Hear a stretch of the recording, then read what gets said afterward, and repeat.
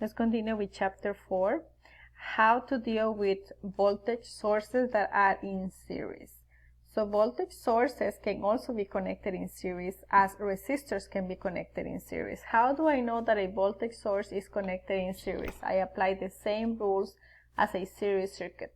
I have to make sure that all the voltage sources are only connected at one point. They have a single common point. If there are more than a single common point, that means they are not in series. So in this case, I check.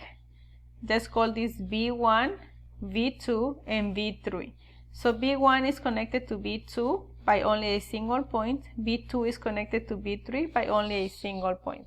Then I have to identify the positive and negative terminals of voltage sources.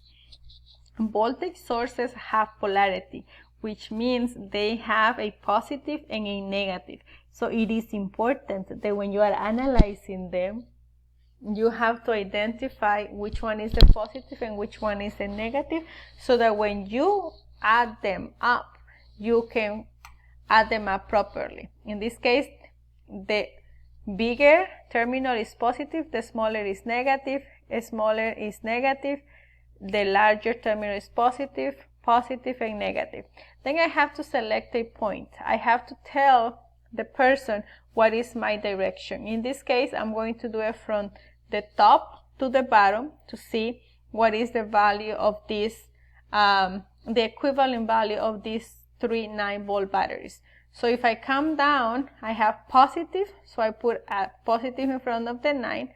I always take the sign that it is the first one that I hit when I enter into the battery. I go here, I hit the negative, so I put a negative value in front of this, and I continue my path. I hit a 9, a positive, so I put a positive 9, a positive in front of the 9. So what is the equivalent voltage that my circuit would see if I connect these 3 batteries? So plus 9, minus 9, plus 9. So the equivalent of the resultant of these 3 batteries, it would be just 9 volts.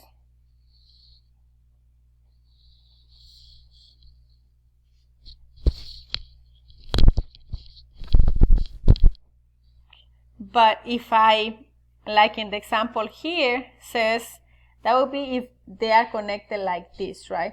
But let's assume that they are not connected like this, that this resistor right here is actually flipped.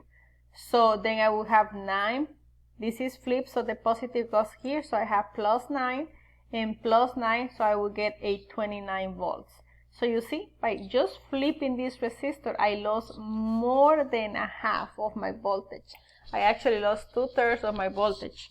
So you have to be very careful when you are connecting batteries in the proper orientation so that they add up.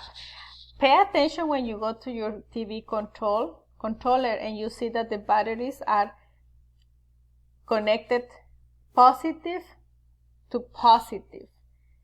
They are connected in a way that is like this. You go, one goes this way and then the other goes the other way, so they actually add up. If that's not the case, if you flip them, your TV is not going to turn on.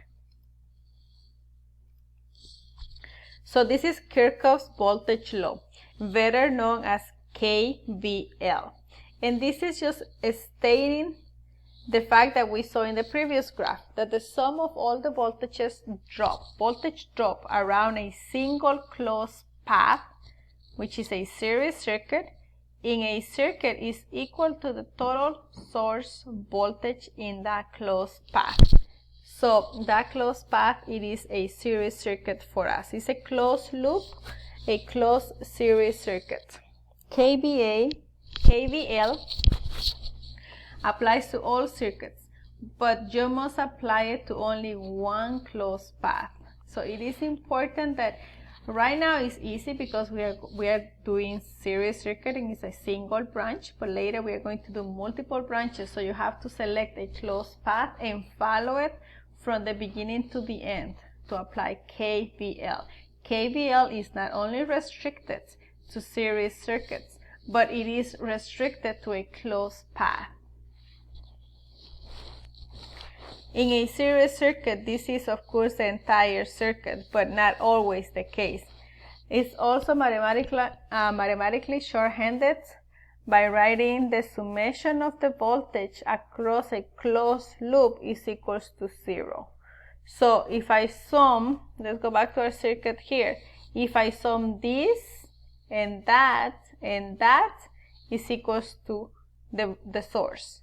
But if I choose a closed path, for example, right here is difficult to show, but in the example and problems section of the class of this chapter, I will show symbolically what it means by adding up to 0.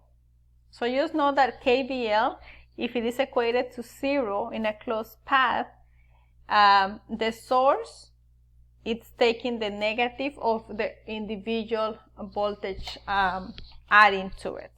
We are gonna have an example of that so it becomes clearer. So here says Kirchhoff's voltage law. We have the same circuit that we solved earlier. Notice in the series example given earlier that the sum of the resistor voltage is equal to the source voltage. So yes, so we have positive. The assumption is that every time we have to give a polarity to the resistor. So right here we assume that the positive is here, the negative is there, positive is here, negative is there. So the assumption is that the side which the resistor, the current enters the resistor, that is the positive, and the side that the current leaves the resistor, that is the negative.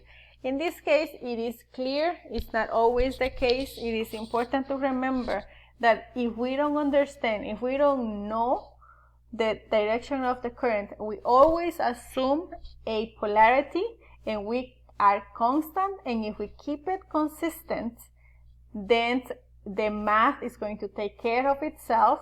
And if we get a negative voltage, that only means that we have chosen the wrong polarity, that we have to reverse the polarity. So if it's not clear, we assume, we assign it, and we keep it constant, and then it will take care of itself. Voltage divider rule. The voltage divider rule, it is very important. We are going to do examples with this, but basically this is the definition. The voltage drop across any given resistor in a series circuit is equal to the ratio of that resistor to the total resistor multiplied by the source voltage. Like in this case, I have a total voltage of 12 volts. I have R1 and R2. So I want to find the voltage across R1. Yes, I can use Ohm's law and I can find the total current, and then I can find the total resistance, then I can find the total current, then I can multiply the current by the resistor to get the voltage across this resistor. But that might be too long. Current might be not available, and it's going to be very difficult to find it. So I can use voltage divider rule. That it means that the voltage across this resistor is going to be a ratio of the total voltage multiplied by the resistor that I'm interested on divided by the total resistor. That's what that means. We're going to do examples, mathematical examples, where you actually see that. But right here, they're just doing it numerically. It says assume R1 is twice the size of R2. So if R1 is twice the size of R2, that means that which one has the highest voltage? R1, right? R1, because the higher the resistor, the higher the voltage drop. So if R1 is twice the resistors as R2, then R1 should have twice the voltage as R1. So if I divide the voltage in 3, I can say 2 of the thirds go to R1, which will be 8, and 1 of the third which go to R2. And this is how I would generalize the rule of my voltage drop depending on the value of the resistor. Let's stop right here.